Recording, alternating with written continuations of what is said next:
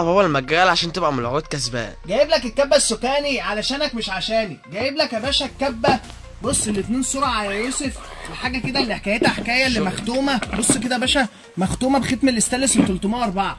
جايب لك فرخه بالعظم بتاعها هنفرمها دلوقتي عشان نوريكم قوه الكبه. الله يبارك لك. وجايب لك يا باشا نص كيلو لحمه، تمام. بص يا باشا وجايب لك ايه، 1 2 3 4 5 6 سلاح هيقطعوا البني ادمين، هيقطعوا الطوبه، هيقطعوا الزلط، هيقطعوا كل ما تتخيلوا. بص كده بقى وحش، بص اللحمه، بص الجمال. جايب لك يا باشا نص كيلو لحمه كده على السريع عشان النهارده هنعمل ايه؟ هنعمل اكله وهنعمل لحمه مفرومه، حاجه كده ولا في الخيال. كبه يا جماعه ديت نحاس، حاجه محترمه، بس قبل الاول ما نجربها صلى على النبي. بص يا باشا بتتباع على المواقع بكام؟ بص كده عند عنون بسعر تاني خالص، عند عنون الباقي بسعر الجمله. صلى على النبي عليه افضل الصلاه والسلام. اتفرج يا وحش كده.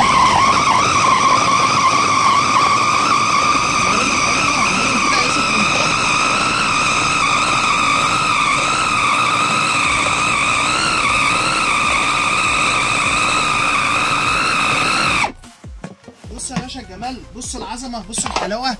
عملت لك لحمه مفرومه كانك رحت للراجل وعملتها. بص يا باشا لحظه واحده خليك معايا كده، اتفرج عزيزي كده، اتفرج يا باشا، اتفرج على الجمال.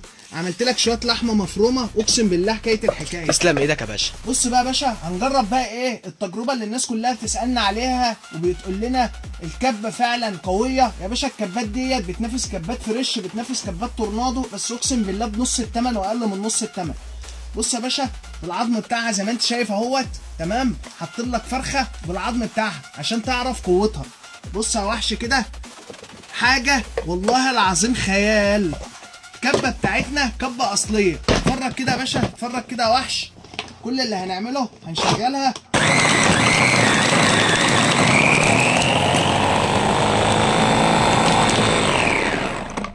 بص يا باشا زي ما قلت لك الكبه بتاعتنا كبه اصليه ما بتتباعش في اي مكان، عند عنونه بس. اكتب تم في التعليقات عشان يوصلك اخر عروض رمضان وعروض عيد الام. زي ما قلنا الحق اشتري من دلوقتي عشان كل حاجه هتزيد وهتعدي الاسعار، هتعدي الفلنكات. بص كده يا وحش، اقسم بالله الفرخه كانت بعضمها. بص كده، بص بص بص بص بص بص الجمال، بص الحلاوه. الله يبارك. الفرخه ما عادش فيه حته عظمه. بص عشان برضو الناس تصدق، حته عظمه صغيره هي الطلعه. مع النون هتبقى دايما في المضمون. منتظرينكم، يلا سلام.